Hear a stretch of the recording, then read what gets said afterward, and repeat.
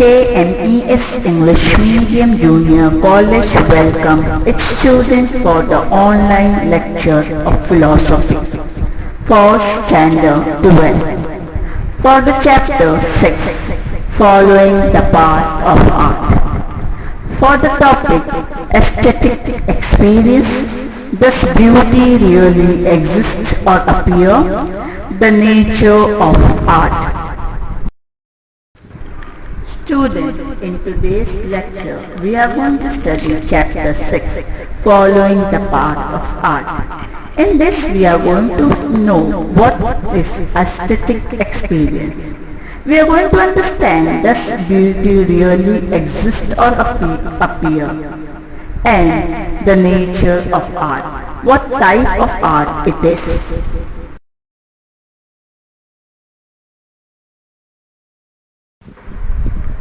Aesthetic experience. Aesthetic or artistic experience is an outcome of the developed sense of beauty in humans. This awareness makes it possible for us to have aesthetic experience. Aesthetic or philosophy of art discuss the nature of aesthetic experience in which we enjoy nature or the work of art. Sensory experience of a particular person is at the base of aesthetic experience. However, it is not confined to sensory experience. It affects our emotion, thoughts, imagination, etc. The memory of these experiences linger in our mind. Sometimes it invokes old memories. The relationship between these experiences, we tend to find out something new about ourselves, the society and the world we live in. You might have had such experience while watching a film or a play.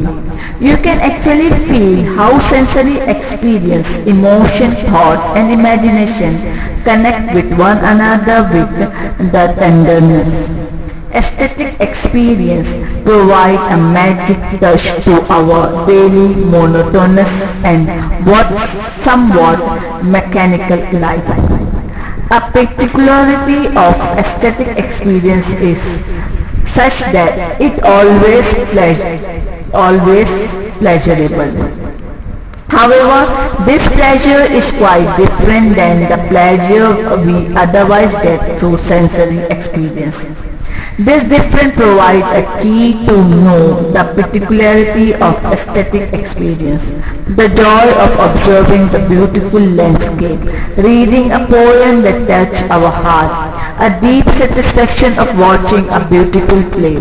You have tried to understand the nature of this experience. You can compare it with the joy of eating your favorite food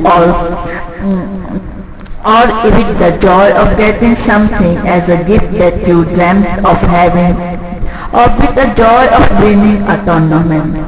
If not, do try.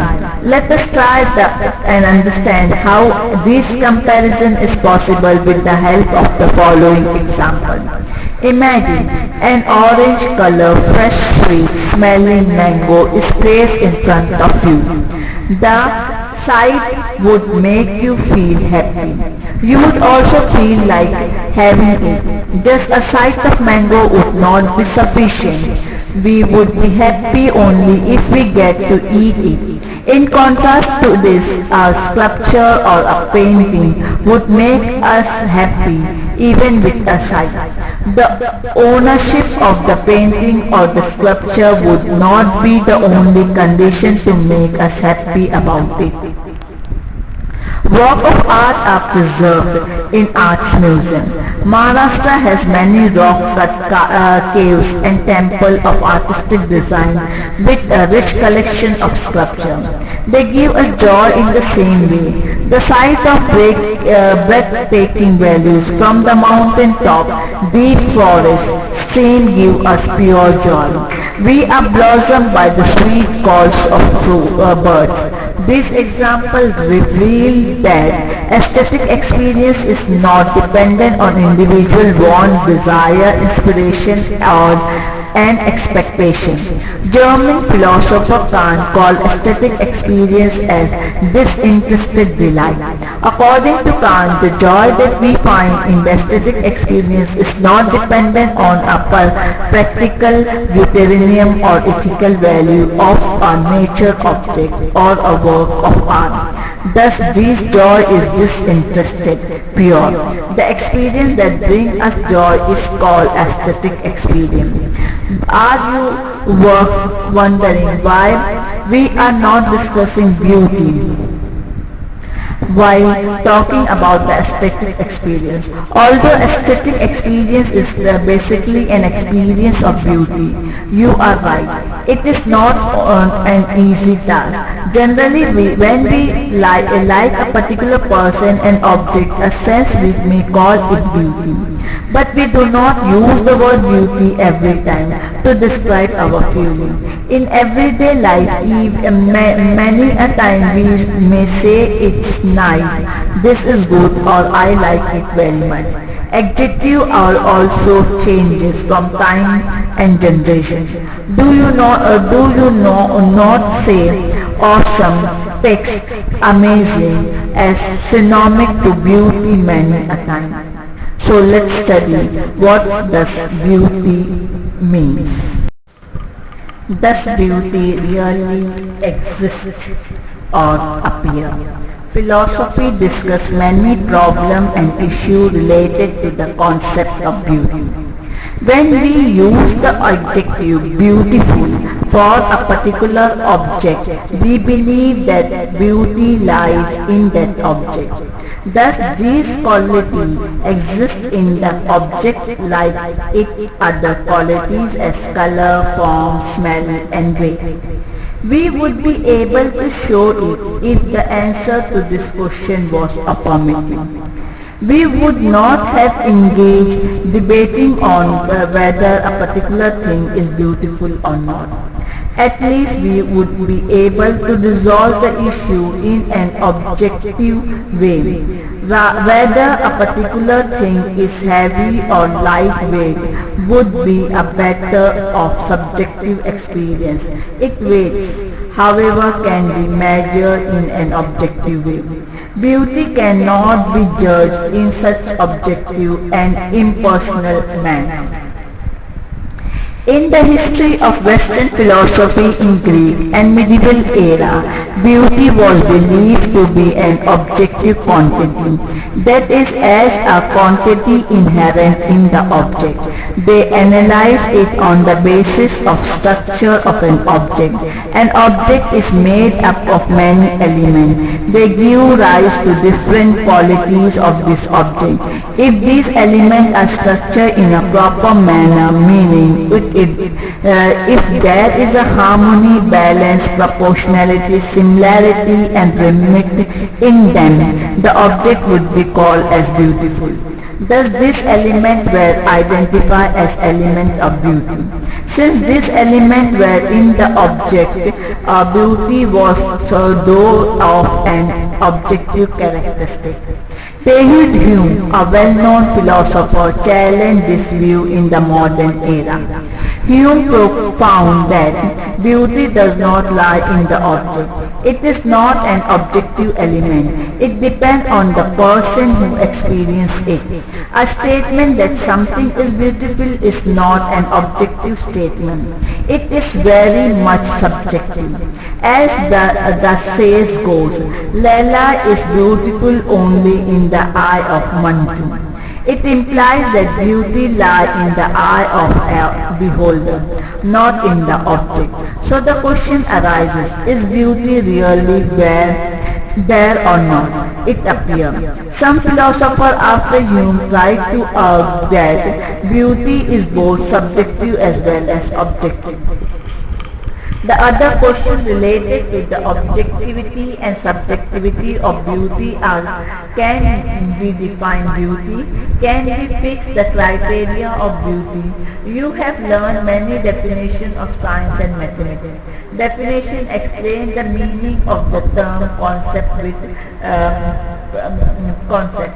A definition talks about the quality that is present in all the objects denoted by the term. For example, definition of triangle. A triangle is a closed figure of three straight lines joining at three different points. This definition of triangle summarizes essential qualities of any given triangle and at the same time. It also highlights that the triangle is distinctive from any other geometrical figure. If all these things that we call beautiful essential possess a particular property, we may be able to define beauty. Some philosophers have made an effort. However, according to many philosophers and thinkers, such a definition is not possible. If we agree that beauty is not an objective quantity, it becomes impossible to define beauty. As definition has to be objective, if the idea of beauty changes from person to person, one cannot come up with an objective definition of beauty. It is clear that if aesthetic experience is a subjective term, there would never be a criteria of beauty that are acceptable to all. You must have such an experience that your friends do not like the story that you like. A building or a structure that you did not like at all regards great appreciation by others. These examples indicate that it is very difficult to determine the criteria of beauty and to define it. The diversity in art form makes the task of objective definition even more difficult.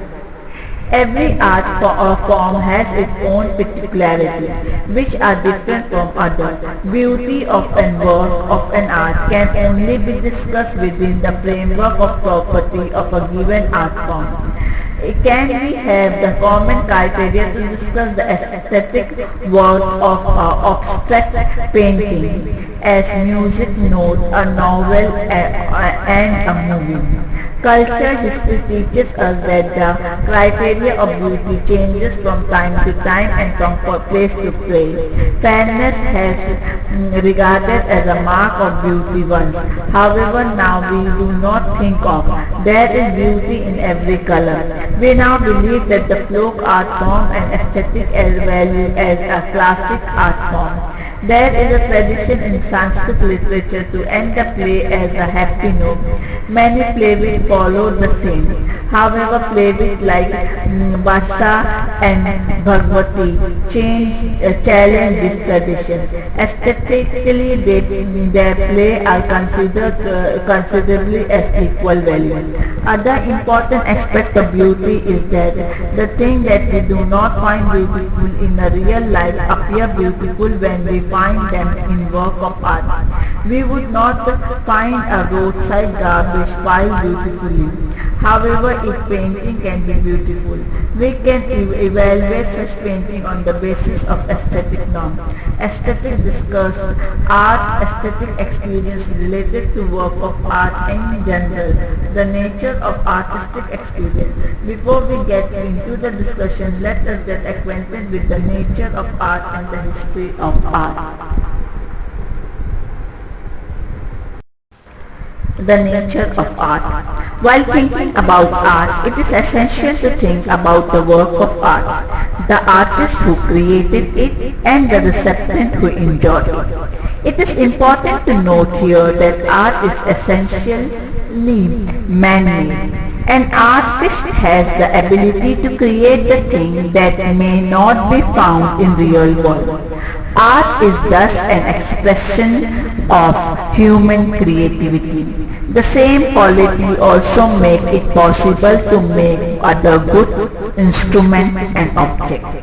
If we look at the human history, we will find that initially these types of creation went hand in hand. Just as humans have been knower and doer, they also have been artistic and receiver since ancient times. Research has found evidence of human craftsmanship and art making right from Stone Age. Remember the painting of Bhim Bitka that we saw last year. We call it a painting of work of art, but we do not call the tool found in the same era as artwork. It implies that in order to be called as a work of art, it is essential but not sufficient for an object to be man-made. It also takes certain other qualities. It is evident that a rainbow is not a work of art because it is not man-made. But we cannot call a bow that is used in hunting a piece of art just because it is man-made. Suppose a bow is made with flowers and petals, it would be then classified as a work of art because it is not only man-made but it has no real practical use. It is made only to please the artist and for these who appreciate. We have talked about such pleasure when we discuss aesthetic experience. The point to be additionally noted here is that every art experience need not only limit itself to the experience of beauty. Philosophy of art discusses different forms of art, commonly referred to as fine art. Fine arts include many arts forms such as literature, music, dance, drama, painting, sculpture, etc. Where appreciation is the main motive behind creativity and not the utility of things, such art forms are called as fine art. Humans make various objects. Many of them are useful and artistically appealing at the same time. We buy clothes, vehicles, cell phones. We not only see the utility aspect in them, we also see their artistic appeal too. However, their utility is their primary value. As against this, we appreciate a poem, a song, instrumental music, painting, etc., which basically have an artistic value. They may also have utility value, but their primary value is artistic.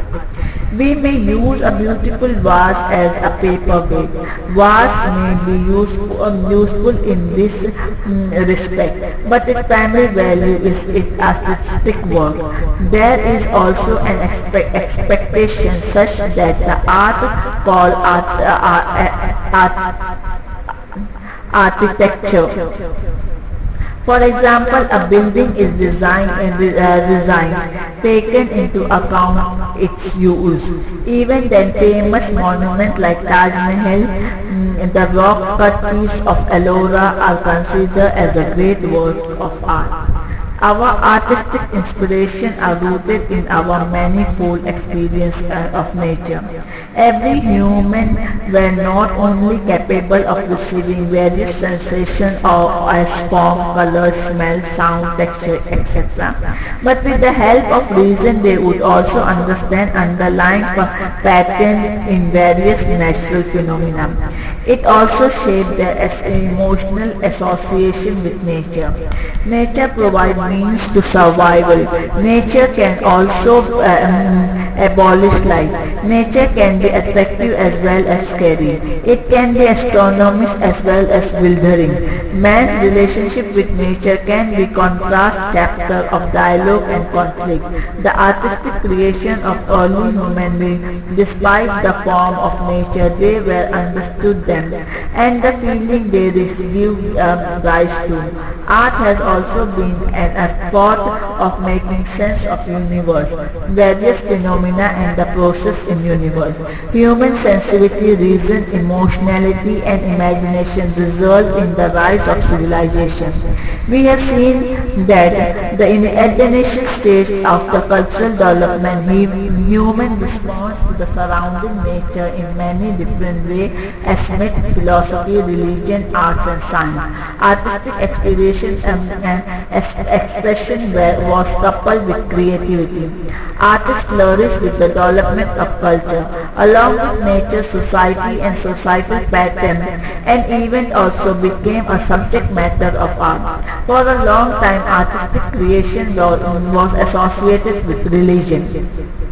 This association of art with life, nature, religion and morality continued till 18th century.